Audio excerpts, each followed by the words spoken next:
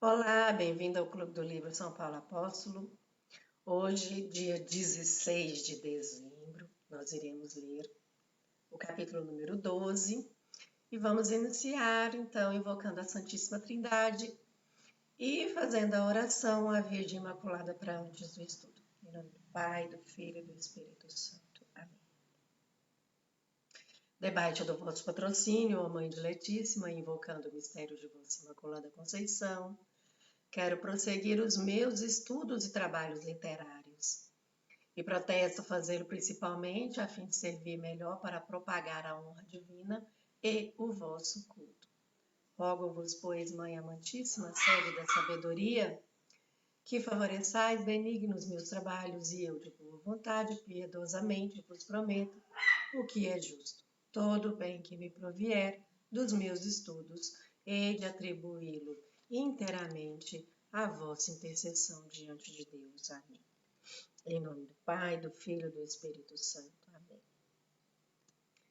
Meus queridos amigos aqui do Clube do Livro São Paulo Apóstolo, eu já falei para vocês a respeito dessa oração e eu gostaria muito de dar aqui um outro testemunho e pedir a vocês que estão na busca da verdade. No vídeo passado, no capítulo número 11, Monsenhor Marcel Lefebvre, ele fala da busca da verdade. Que nosso Senhor Jesus Cristo, ele fala, que buscareis a verdade vos libertará. Deus, ele fala também, lá no Antigo Testamento,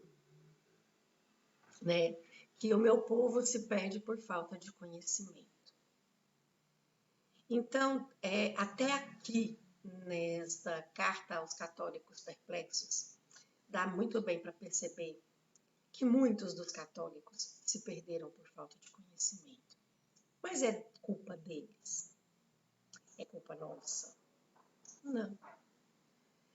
Observa-se no decorrer da história que o conhecimento ele foi nos tirado. Pasmem vocês, que estudando eu descobri que em 1900, foi a partir de 1920 que o latim começou a ser abolido das escolas. E aí o que acontece? Se você não tem mais a língua falada universalmente, determinadas coisas você vai perder o gosto porque você não entende. Assim como eu já tive e conheço pessoas que abominam o inglês, não conseguem aprender o inglês. Eu mesmo sou uma que não consigo. Eu tenho uma aversão ao inglês e eu tenho vários motivos. Hoje que eu tenho voltado e eu tenho aprendido realmente o básico para entender, porque muitos documentos também estão em inglês e é mais fácil da gente até traduzir quando a gente começa a estudar. Mas foi tirado da escola. E quando se tira o latim, automaticamente foi gradativo chegar até o Concílio do Vaticano e o Vaticano falar que a língua celebrada na missa seria vernácula. Por quê? Porque as pessoas não sabiam mais o latim, elas não estavam aprendendo mais o latim. Hoje eu tenho relatos de escolas católicas que já estão se formando que a língua falada nas escolas é o latim. Crianças de 3, 4, 5 anos já falam em latim, conversam em latim. E isso está fazendo com que as pessoas voltem a ter gosto da tradição. Porque quando você tem aversão a uma coisa porque não sabe, e aí você a abandona, você não quer mais saber disso. E aí as pessoas se voltam para essa missa nova, que depois eu vou fazer um comentário no final dessa carta do Católicos Perplexos, mas hoje nós vamos ler o 12. Não vou estender muito para o vídeo não ficar longo hoje. Mas aí as pessoas não vão, a língua é latim, eu não entendo nada que o padre...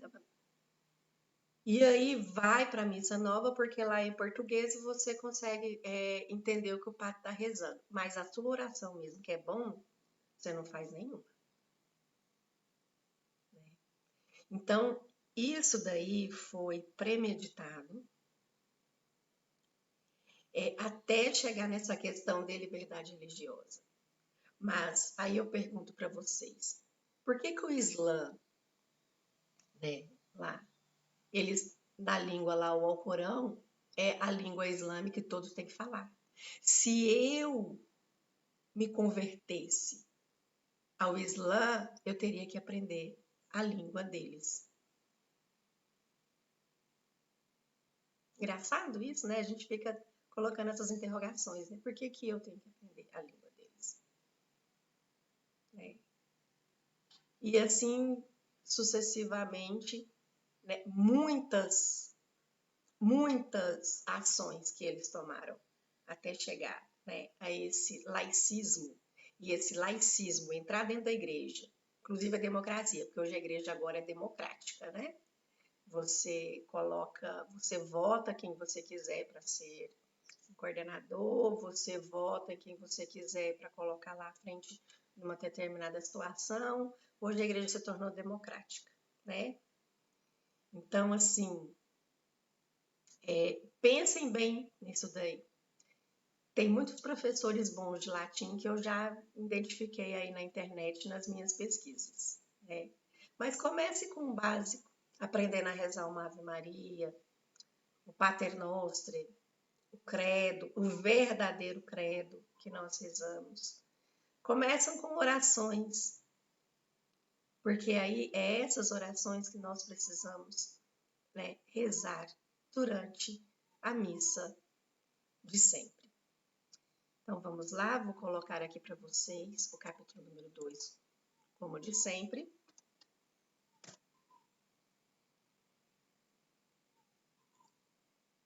Resumamos. O bom senso cristão se choca a cada instante com a nova religião. O católico está exposto a uma dessacralização geral. Tudo se lhe mudou, adaptou.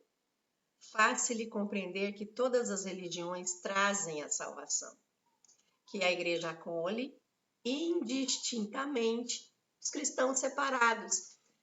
E mesmo o conjunto de crentes, inclinem-se eles diante de Buda ou de Krishna.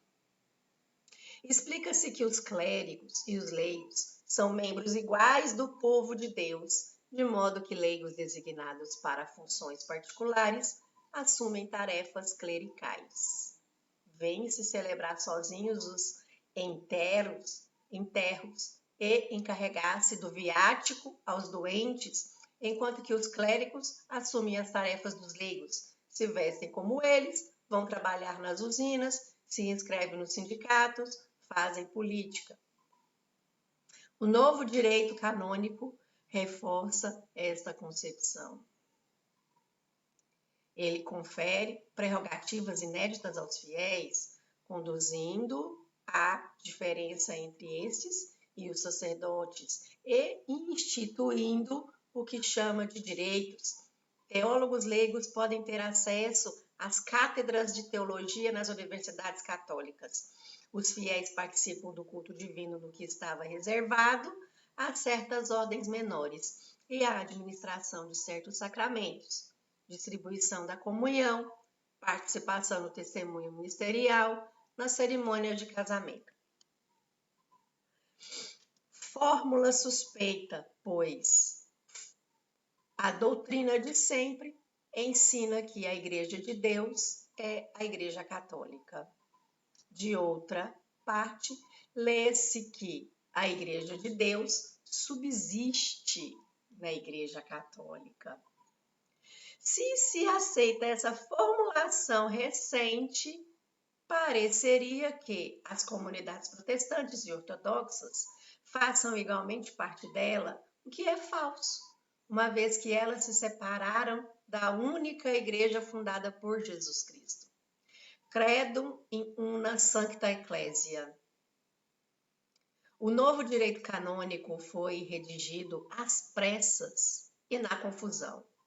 E a prova disso é que, promulgado em janeiro de 1983, ele conhecia, em novembro do mesmo ano, 114 modificações. Também isso desconcerta o cristão, que tinha o hábito de se referir à legislação eclesiástica como a qualquer coisa de fixo. Se, como pai de família, ele tem a preocupação de educar bem seus filhos, sendo praticamente assíduo ou afastado da prática dos sacramentos, as decepções o esperam. As escolas católicas adotaram, em numerosos casos, a coeducação. Ministra-se nelas a educação sexual, o ensino religioso, desaparece das classes superiores. Não é raro encontrar-se professores com orientações socialistas, se não comunistas. Por ocasião de uma questão que causou muito rumor no oeste da França, um destes educadores, eliminado pelos pais e depois reintegrado pela direção diocesana, apresentava assim a sua defesa.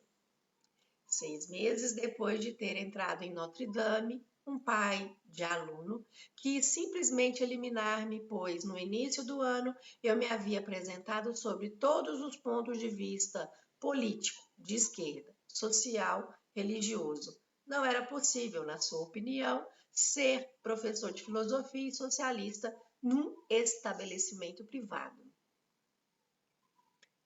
Um outro caso que sucede no norte, um novo diretor é nomeado numa escola pela direção diocesana. Os pais se dão conta, ao cabo de algum tempo, de que ele é militante num sindicato de esquerda, de que se trata de um sacerdote reduzido ao estado leigo e casado, de que seus filhos não parecem ter sido batizados. Pelo Natal, ele organizava uma festa para os alunos e os pais, com a participação do Auxílio Popular, que é, como se sabe, uma organização comunista. Então, os católicos de boa vontade se perguntam se é útil fazer esforços para pôr seus filhos na escola livre. Numa instituição para moças no centro de Paris, o catequista se apresenta numa manhã como capelão de Fresnes, que acompanha uma jovem detento de 18 anos. Um jovem detento de 18 anos. Eles explicam às alunas que os prisioneiros se sentem muito sós, que têm necessidade de afeição, de contatos com o exterior e de correspondência. Se uma ou outra das alunas quiser tornar-se protetora, ele pode dar seu nome e seu endereço, mas, sobretudo, não se deve falar disso com os pais, pois eles não compreendem essas coisas. Isso deve permanecer um assunto de jovens. Noutro lugar, é uma professora primária que é repreendida, desta vez com um grupo de pais, por ter ensinado a seus alunos fórmulas de catecismo e a Ave Maria. Ela foi absolvida pelo bispo, coisa que não poderia ser mais normal, mas que parece tão insólita que a carta foi reproduzida na Famille Educatrice e assinala um acontecimento. Como entender isso? Quando o governo francês decidiu acabar com a escola livre, ele se mostrou vulnerável porque, na quase totalidade dos casos, não correspondia muito à sua missão, quer num ponto, quer em vários. Seus adversários tinham motivos de dizer: que fazeis no sistema educativo? Para que servis? Nós fazemos a mesma coisa. Por que 2 escolas? Certamente encontram-se ainda reservas de fé e convém render homenagem a numerosos professores conscientes de suas responsabilidades. Mas o ensino católico não se afirma mais de um ponto claro em face da escola pública. Ele percorreu uma boa metade do caminho do qual o querem compreender os zeladores do laicismo.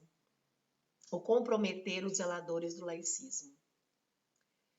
Foi-me relatado que, nas manifestações, grupos haviam causado escândalo cantando "Queremos Deus nas escolas".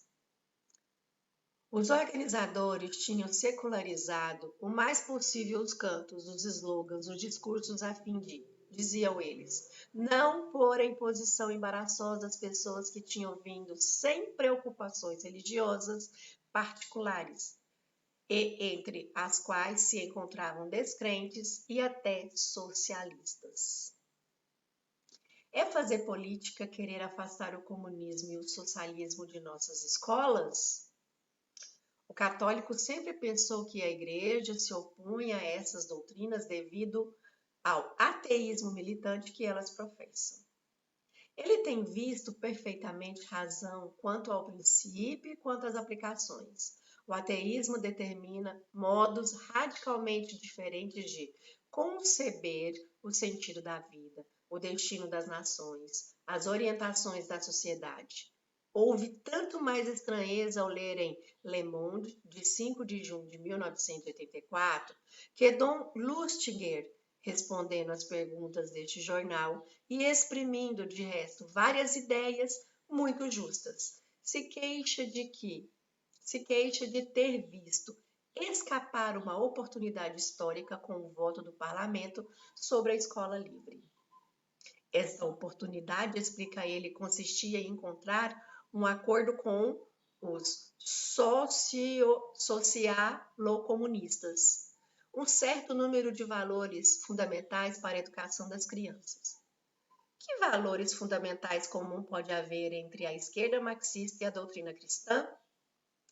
É tudo o oposto. Mas o católico vê com surpresa intensificar-se o diálogo entre a hierarquia eclesiástica e os comunistas. Os dirigentes soviéticos, também terrorista como Yasser Arafat, são recebidos no Vaticano. O concílio deu tom, recusando renovar a condenação do comunismo, não encontrando sinal disto nos esquemas que lhes eram submetidos. 450 bispos, lembremo-lo, tinham assinado uma carta reclamando uma revisão deste sentido. Eles se apoiavam nas condenações passadas e, em particular, na afirmação de Pio XI, que qualificava o comunismo de intrinsecamente perverso, significando com isso que não havia nessa ideologia aspectos negativos e aspectos positivos, mas que se devia rejeitá-lo em sua integralidade. Tem-se lembrança do que adveio daí? A emenda não foi transmitida aos padres. O secretariado central do Conselho declarou não ter tido conhecimento dela. Depois a comissão admitiu que a tinha recebido, mas demasiadamente tarde, o que não era exato. Foi um escândalo que terminou pela anexação, por ordem do Papa, à Constituição Gaudium et Spes, de uma passagem alusiva sem grande alcance. Quantas declarações de bispos para justificar, senão para encorajar, a colaboração com os comunistas independentes do ateísmo ostensivo? Não compete a mim, mas aos cristãos, que são adultos responsáveis, dizia Dom Matagrin, ver em que condições eles podem colaborar com os comunistas. Para Dom Delorme, os cristãos devem lutar por mais justiça no mundo com todos os que são animados pela justiça e pela liberdade, inclusive os comunistas. É o mesmo tom em Dom Poupart, que incita a trabalhar com todos os homens de boa vontade, em todas as obras da justiça, onde se constrói incansavelmente um mundo novo. No boletim diocesano, a oração fúnebre do padre operário foi arranjada assim. Ele tomou o partido do mundo dos trabalhadores por ocasião das eleições municipais. Não podia ser o sacerdote de todos, ele optou por aqueles que faziam a escolha da sociedade socialista. Foi duro para ele, criou-se inimigos, mas também muitos novos amigos. Tito Paulo era um homem posicionado. Um bispo dissuadia há poucos tempos seus sacerdotes de falar nas suas paróquias da obra Ajuda a Igreja da Miséria, dizendo: minha impressão é que esta obra se apresenta sob aparências muito exclusivamente anticomunistas.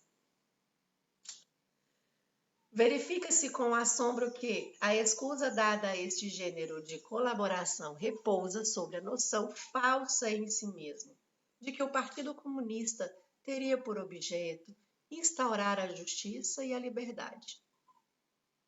É preciso relembrar sobre este assunto as palavras de Pio IX. Se os fiéis se deixam enganar pelos promotores das manobras atuais, se consentem em conspirar com eles para os sistemas perversos do socialismo e do comunismo, que o saibam e o considerem seriamente. Acumulam para si mesmos o junto do divino juiz tesouros de vingança no dia da cólera. E, na espera disto, não provirá dessa conspiração nenhuma vantagem temporal para o povo, mas antes um aumento de misérias e de calamidades. Basta, para ver a grandeza dessa advertência lançada em 1849, há mais de 140 anos, observar o que se passa em todos os países colocados sob o jugo comunista.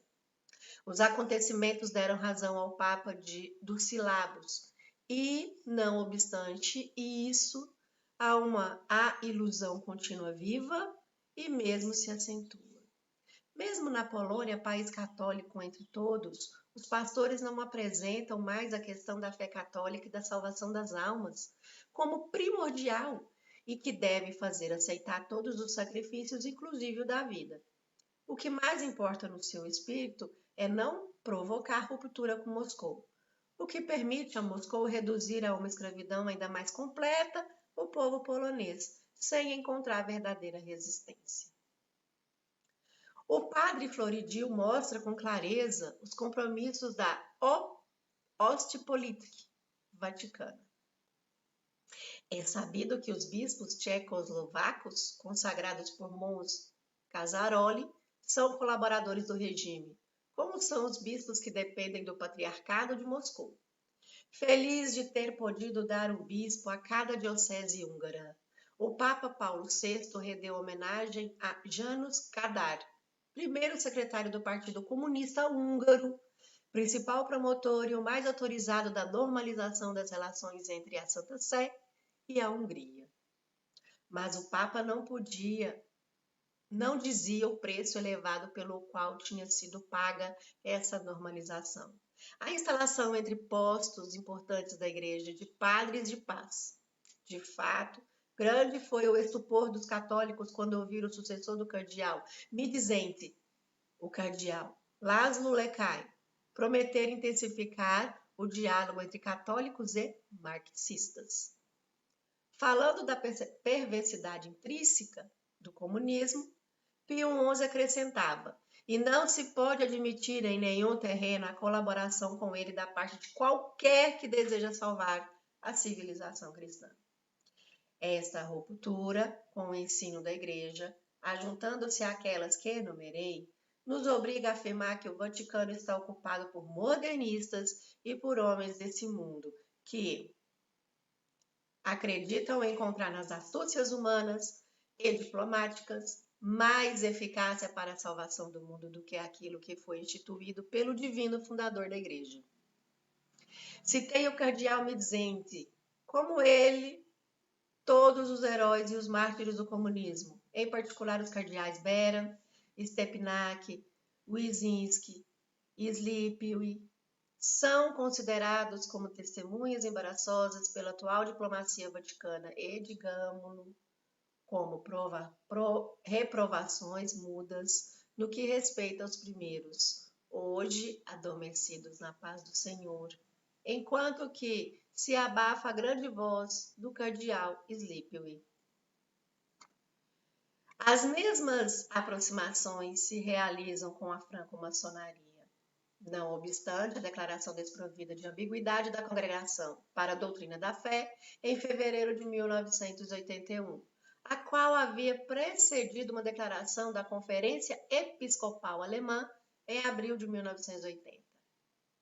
Mas o novo direito canônico não faz menção delas e não formula expressamente nenhuma sanção. Os católicos souberam anteriormente que os maçons, Vinay e Brit, tinham sido recebidos no Vaticano e, numa data recente, o arcebispo de Paris acolhia para uma conversa o grão-mestre de uma loja, enquanto certos eclesiásticos não se cansam de querer reconciliar a sinagoga de Satã com a Igreja de Cristo. Tranquilizam-se os católicos dizendo-lhes, como para o resto, a condenação das seitas ontem era talvez fundada, mas os irmãos tripingados não são mais aqueles que eram. Vejamos-los então agindo. O escândalo da loja P2 da Itália está ainda bem fresco nas memórias. Na França, não há dúvida de que a lei laica contra o ensino livre é, antes de tudo, uma obra do Grande Oriente, que multiplicou as pressões junto do presidente da República e de seus filiados presentes no governo e nos gabinetes ministeriais para que se realize, enfim, o grande serviço da educação nacional. Eles agiram mesmo, dessa vez, às claras. Jornais como Le Monde fizeram regularmente a justificação de suas negociações. Seu plano e sua estratégia foram publicadas em suas revistas. Devo acrescentar que a maçonaria é sempre o que era? O antigo grão-mestre do Grande Oriente, Jacques Mitterrand, que confessava pela rádio em 1969, nós tivemos sempre bispos e padres nas nossas lojas. Fazia a seguinte profissão de fé: se colocar o homem sobre o altar em vez de nele colocar Deus, é o pecado de Lúcifer. Todos os humanistas desde o Renascimento cometem esse pecado. Esta foi uma das censuras invocadas contra os franco-maçons, quando foram excomungados pela primeira vez pelo Papa Clemente XII, em 1738. Em 1982, o grão-mestre Jorge Marcou não dizia outra coisa: é o problema do homem que prevalece. Na primeira ordem de suas preocupações, quando foi reeleito, figurava o abono do aborto pelo Seguro Social, passando por essa medida a igualdade econômica das mulheres. Os franco-maçons penetram na igreja.